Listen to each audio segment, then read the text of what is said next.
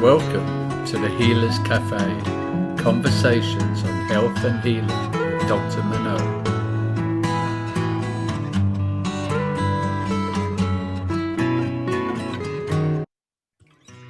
So hello and welcome to the Healers Café. And today I have with me Jodi Cohen. And she is a best-selling author, award-winning journalist, functional practitioner, and founder of Vibrant Blue Oils, where she has combined her training in nutritional therapy and aromatherapy to create unique proprietary blends of organic and wild-crafted essential oils. And she has helped over 50,000 clients heal from brain-related challenges, including anxiety, insomnia, and autoimmunity. So I'm really thrilled to have you here today. Thank you for having me. It's lovely to see you. It's lovely to see into your beautiful home too. Thank you. Yeah, it's peaceful. It was definitely manifested. Yeah. Yeah. So let me just ask, what got you into this, and what started your journey as a practitioner? Yeah, I think necessity is the mother of invention. My real healing journey started with my children. My first child was and remains super easy. So I thought I was just a great mom, and had another one 22 months later who was challenging, like right out of the gate. And I was taking every parenting class I could find because I just assumed it was my parenting. And then one day we were at a birthday party at the zoo, and my friend complimented me on how well behaved my son was being. And, that was kind of few and far between. So I was soaking it in. And then another mom passed out a snack. I believe it was a Ritz cracker. And my son literally Jekyll Hyded and just took off running across the field. And once I kind of tracked him down and brought him back, she said, "Gosh, I've never seen him Jekyll Hyde after eating something. My brother was on Ritalin his whole life, and it turns out he's just allergic to weird foods. You should take him to a nutritionist." And I thought, I can do that. I've tried everything else. Why not? And Yeah. our big cue with him, we used to point at our nose and be like, "Look at my nose." And he was all over the place. And the nutritional therapist said, he's really sensitive to excitotoxins, and take him off soy, corn, and dairy. So we removed those foods from his diet. And literally the next day he could look at my nose. And I thought, this is insane. I have been banging my head against the wall since he was born. And I thought it was me and it's food. Who knew? I have to learn more. So I went back and got a degree in nutritional therapy and was trying to help other wiggly kids, which as a practitioner, it's hard when they're moving all over the place. It's really hard to kind of even assess them and figure out what will help them. So I'm based in Seattle, and there is a practitioner here who has a muscle testing protocol called autonomic response testing. And I learned that because I thought, oh, this will be helpful. It's a really easy way to assess kids, even if they're all over the place. So I was working with that technique. And then the next shoe dropped. My then husband, who I just thought was crazy fun when we got married. After my daughter was born, we found out he was bipolar and very manic. We thought we kind of got that under control. And then we had a second, and then he went in the other direction and just kept getting more and more depressed, till it got to the point where I became very concerned he might die on my watch. So friends convinced me that this was above my pay grade and we should move him to a residential treatment facility. And the moment I knew he was safe and it wasn't my job to keep him alive, it was like I had crossed the finish line for a 7-year marathon and I had just run out of gas. I could barely get up. My kids were 5 and 7. They would, of course, wake me up. I would make them breakfast. I would pack their lunch. I would drive them to school. I would come home, crawl back into bed, and set the alarm for pickup. And I also had, a full-time job at this point. I was class parent. I had all these responsibilities, and I just had no energy to do anything. But I knew what remedies should be helping me. I was trying to support my adrenals. I was trying to eat right, and nothing seemed to move the needle. But fortunately, I as Uber volunteer. I had just helped a friend with a big fundraiser and she was interested in essential oils. So she brought over a big box of oils and said, no, these might help you. You've been really high cortisol for a really long time, which causes systemic inflammation. I bet your gut is toast. So nothing you're ingesting is actually getting assimilated, but oils can go through the skin. They can get into the brain through the nasal passageways. This might help. And again, I thought, well, I have nothing to lose. Why not? I muscle tested the box. Is anything in here going to help my adrenals? And I got a really solid yes, which felt very encouraging. I was like, oh God, look at that. This seems totally weird, but it could help. Like, why not? Yeah. And I kept trying to test. Normally I will this work at all? Then I kind of whittle down what's going to help. And I normally get like one remedy, but I kept getting the same 5 oils. And that really stumped me for a moment until I realized, oh, wait a minute, they're liquid. I can combine them, why not?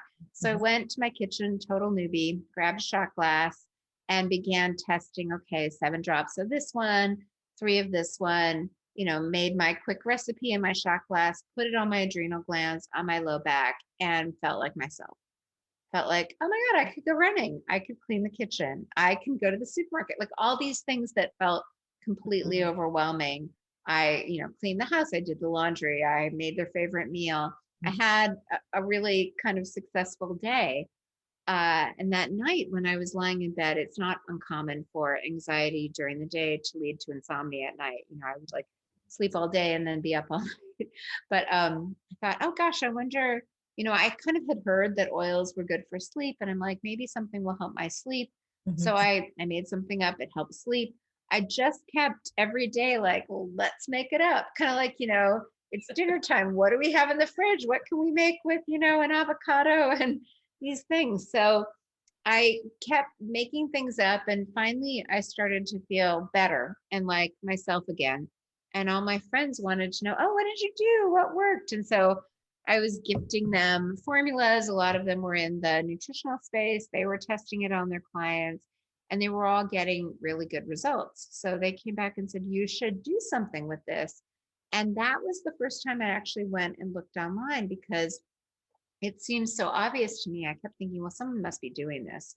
And when I finally went online to research, I was really surprised that not only was no one really looking at oil blends through the lens of balancing organ systems and regions of the brain, but they made it seem really complicated. I was almost grateful that my mental capacity was so limited because if I had started with research, I probably would have felt completely unqualified and never even tried it. Interesting. Yeah. No, it's funny how sometimes when you just stumble into things, it's the thing that is yours, Yes. It's that's a very interesting story. So how do you account for as you know, my background, I'm a naturopathic physician, so we're trained in nutrition and a whole bunch of other things. We don't do oils, that's not part of our training, but our belief would be, it's not particularly mine, but I'm just saying as a profession, that when you've got all the foods you need, you're good to go.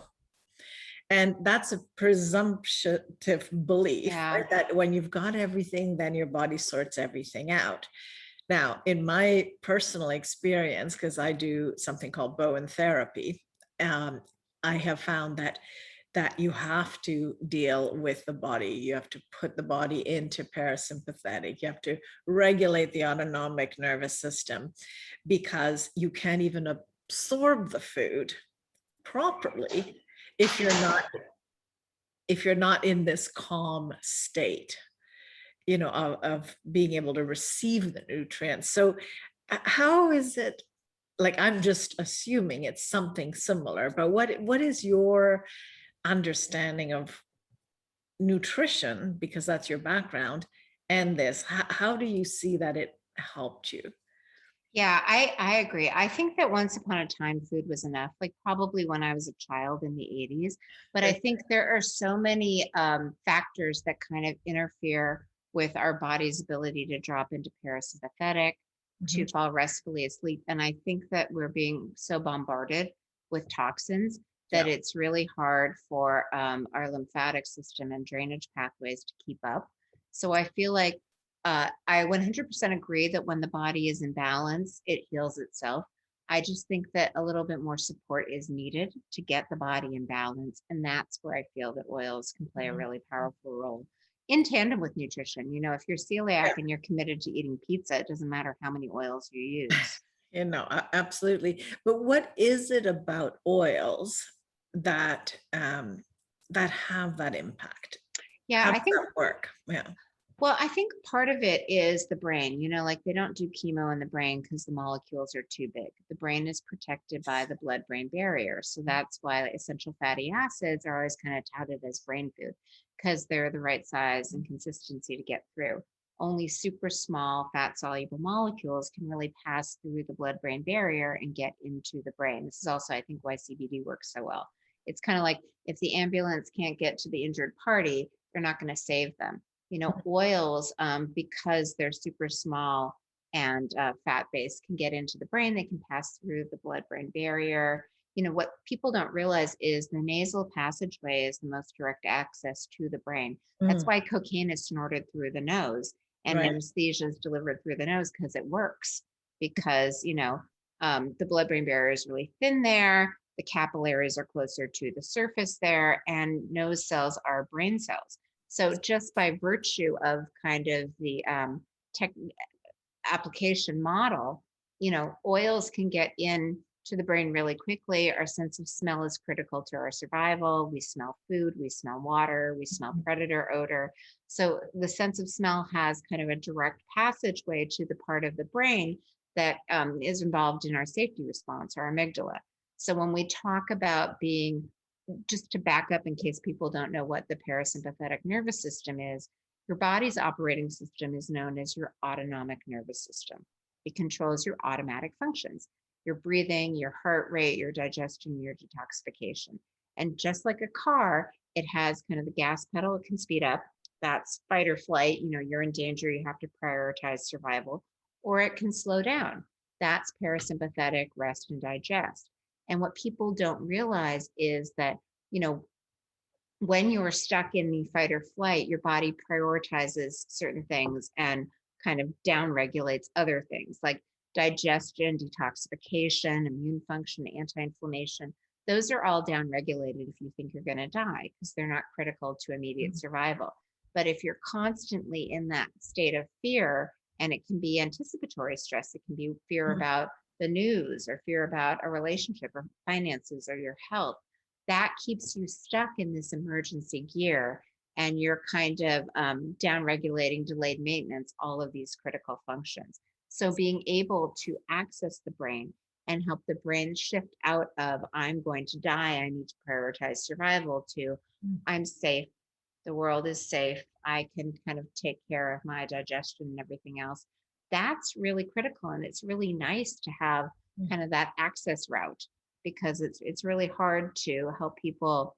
They can be eating all the right foods, doing all the right exercise, but if they're constantly anxious and worried, it's almost like trying to bike uphill in the rain in high gear. It just is harder. So have you found in this last year, or going on a bit longer now, that now that there's such a large increase in eating disorders, in in suicides, in depression and anxiety, that that the use of these essential oils can help? And do you have any examples of? I think essential oils are essential during this time period. Yeah, absolutely. And one thing that so direct inhalation, literally smelling under the bottle, is the fastest way to get things into the system. And it's interesting. There's a whole branch of chiropractic called functional neurology that's basically trying to isolate and stimulate different areas of the brain. So if you're having an anxiety attack or a panic attack, that is the right hemisphere, the ruminating hemisphere, that's overactive, specifically the forehead area, the frontal lobe executive function. So the best way to kind of unravel an anxiety attack is to stimulate the left forehead, the left frontal lobe.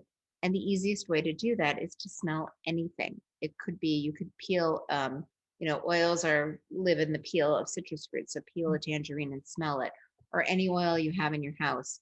smell it through the left nostril. That then stimulates the left frontal lobe, balances the two hemispheres, calms anxiety. So that's a really easy one. You don't even need to buy an oil. You can do that right away. If you do have an oil, you can carry it in your pocket anytime anxiety hits. The other thing that is really great, so the on-off switch between the two gears of your nervous system, the sympathetic and the parasympathetic, is the longest nerve that most people have never heard of, the vagus nerve. It's cranial nerve number 10. It is literally the information highway between the brain and the body and the brain. Starts at the back of the neck, splits, winds around both sides behind the earlobe on that bone. That's your mastoid bone. That's where it's most accessible to the surface. It then winds through the heart, the lungs, every organ of digestion and detoxification. When you practice deep breathing, what you're doing is stimulating the vagus nerve to turn on the parasympathetic nervous system. This is why you feel better if you do yoga in Shavasana than at the start of the class. The combination of kind of the twists and the turns and the breathing activates the vagus nerve.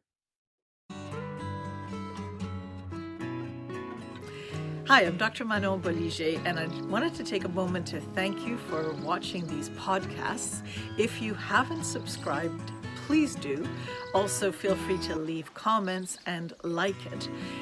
This way, more people get to find out about this work and about other choices for health. So I think it's really important that we all share this information. I have a free gift to you. It's a 7-sequence email that has tips for every day, and it's a little insight about how to live your life when it comes to health.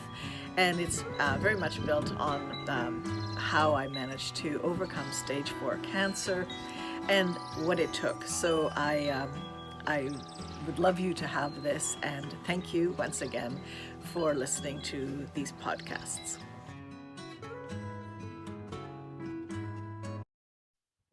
I mentioned it's most accessible here, and there was a New York neurosurgeon by the name of Kevin Tracy who was playing with surgically implanting a pacemaker-like device right behind the earlobe and testing that to activate the vagus nerve and stimulate parasympathetic response. He did such a good job that the FDA approved this for epilepsy, depression, and migraines. And I thought, stimulate, that's fascinating, because several oils are known as stimulatory, meaning that if you were to, say, apply a drop on your arm, it would make it turn red, it might feel hot. Stimulatory oils are oregano, thyme, peppermint, rosemary, clove, cinnamon, all of these oils. So I started playing with stimulatory oils and what can be used to activate that vagus nerve and kind of turn on parasympathetic activity. And the one that worked the best was clove. But what's interesting, what I love about blends is that you get the benefit of both. So clove is great, but it has slightly larger molecules. So it takes about 20 minutes to get through the skin. Lime has smaller molecules. If you combine it with fractionated coconut oil, which is coconut oil that doesn't get hard in cold temperatures, it suddenly, you just apply it right there, and it's literally like an acupuncture needle. It gets right into the skin, stimulates the vagus nerve, turns on parasympathetic. You feel calm immediately. You asked for feedback. You know, the vagus nerve basically controls the whole digestive cascade. So, you know, the moving walkway that is our digestive system. So anyone that suffers from constipation, if you stimulate the vagus nerve, that kind of turns on your motility and you can have a bowel movement. If you're feeling super anxious and kind of overwhelmed, one thing that happens is your vision changes. Your pupils, the black part of your eye, gets really big, so it can kind of selectively focus on your next choice to keep you alive. But it also shuts down kind of your ability to connect to your intuition, your higher cognitive function, have an intelligent conversation.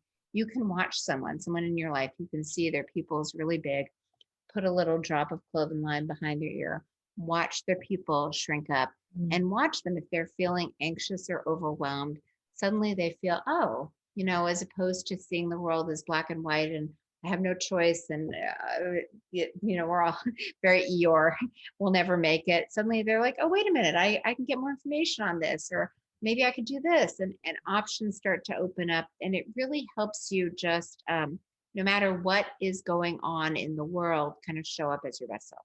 Mm. Mm. Yeah, that's fascinating. I know there's other ways of stimulating it as well, like gargling and all these kinds of things. But it Yeah. makes total sense to put also in. I guess in the ear it might be a bit more tricky to put. I don't recommend oils in the ear, but there are devices that are kind of like acupuncture stimuli. Right. Yeah, the ears have a lot of great reflex points. I wouldn't put oil in the ear, but Yeah. you can massage the ear, you can Yeah. stimulate it manually. So I was reading that you have a book. Has it come out? Yes. Okay. Yeah, it came out on March 16th. It is Wow, Essential okay. Oils to Boost the Brain and Heal the Body.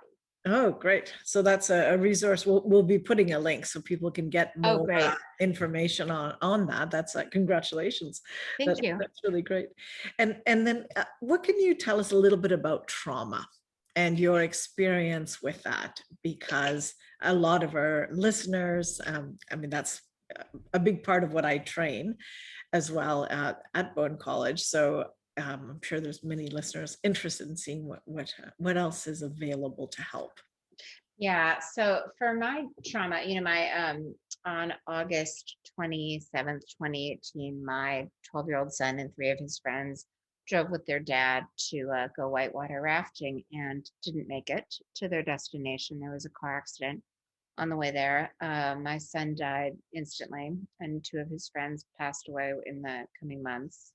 And my ex-husband wound up in prison because he made some bad choices that day. But trauma, I think I'm actually unraveling this as we speak, because the only advice I kind of got was the Keebler-Ross model, which I only later realized was not designed for other people's deaths, but dealing with your own. And it wasn't like I would wake up in the morning and say, oh, okay, am I going to be angry, depressed, bargain, or accept today? It was more like, how do I get out of bed? Like, what rituals do I create to kind of help me navigate this day? And early on, it was just shock. It was really just figuring out how to eat, sleep, and move, because sleep is a lot. And grief can feel like a tsunami. And the one thing, there's some really interesting research about kind of smell and your fear and your trauma response. So the part of the brain that kind of triggers trauma is the amygdala. And there's a Seattle Nobel laureate by the name of Linda Buck who was doing all of this research. The sense of smell goes directly to the amygdala. So she was looking at kind of olfactory receptors that pick up predator odor. And then she took it one step further and looked at what cancels out that kind of predatory odor response. And it turned out to be rose, the smell of rose. So the idea of stopping to smell the roses has scientific merit. But when you're having, to me, grief felt like, I don't know if anyone ever wakes up with a Charlie horse in the middle of the night. It's such intense pain. What I do is stand up and kind of step on it and put pressure on it, and that kind of calms it down. So grief would wake me up and it would feel almost like a heart attack to me. Like the Chinese medicine says grief lives in the lungs. Yeah. So it'd feel like I couldn't breathe and I was having a heart attack. So I started keeping rose by my bedside table, and I would just know I would, open it up, smell it, and basically slather it all over my heart. And it was the similar effect to kind of putting weight on your leg so that the Charlie horse goes away. So that was kind of what I did early on, trying to just navigate, find a way to move through the grief. Breathing exercises really helped for me, especially exhaling. Exhaling seems to help a lot more than inhaling. And there are things you can do with oils, talk about it in the book, techniques for inhaling and exhaling to kind of breathe through really intense feelings. Parasympathetic, the clove and lime blend that I mentioned, that really helped. And then as the shock wore off and the, kind of trauma started to set in, I noticed nature, being in nature, moving in nature always helps. And for me, I feel like, there's a reason I think we bury our dead or we bury crystals to recharge it. I feel like nature can hold things for us, earth can hold things for us. And so certain oils like vetiver has deep roots in the earth, cedarwood, sandalwood, all of these trees, frankincense is a resin from a tree. Putting these oils that are very grounding because they have a lot of that earth energy on the bottom of the feet, over the heart, just smelling it. That to me was almost like, it's a safe place. Like I like Epsom salt baths or floating in water or walking in the woods. I feel like they sometimes carry the heavy emotions for me. And I think using oils from those plants can kind of help you release and discharge, and make it's like I hiked Machu Picchu kind of, we had the shepherds who carried the heavy bags for us. I feel like plants and nature kind of do the heavy lifting for you. Wow, that's so beautiful. It's so well said. And I'm very visual, so I totally got that. It's very integrated. And I think it's interesting your way of looking at how that benefits nutrition. It really is also all the emotional components of, grounding and earthing and the basic, science of putting your body back in parasympathetic, and like you said, how it impacts the brain. So with people that are anxious right now, because there's a lot of people, you're in the States and Canada, where we're looking at our first a lot of changes all happening at once, where a lot of people are very scared of what's happening. There's there's the virus, but I feel like it's not so much that people are fearing. It's really the liberties that our governments are taking of our rights and our ability to speak and all of these things. And I think it's that type of fear where a lot of people are feeling that. And I know I get plenty of calls like, what are you going to do? Are you leaving the country? And it's like, whoa, like, we can see what's happening in certain places without, what herb or what would you do to really help that type of anxiety that just takes, it's not irrational, but it's because it's kind of logical on some level. But what would you suggest to ground people? Because going into fear isn't the solution. Yeah, you really need to stay in parasympathetic. And a lot of it feels to me like all bark and no bite. Like I'll give you an example. We're super allergic to polyethylene glycol, so we can't even take the vaccine. And my daughter's high school is like, we're going to mandate it. And I'm like, okay, can we talk about this? And the minute I said we can't get it, they're like, oh, like I don't actually think, it hasn't gotten FDA approval. I don't think it's even legal what they're trying to do. But I think that if you don't kind of push back and say, like that's not going to work for us, the minute you kind of stand in your integrity and stand in your truth, they back right down. They have no argument. And so I think the more that you can, it's kind of like trying to drive with a dirty windshield. It's very hard to see, and you're very, you can feel like a victim. You can feel like, you have no options.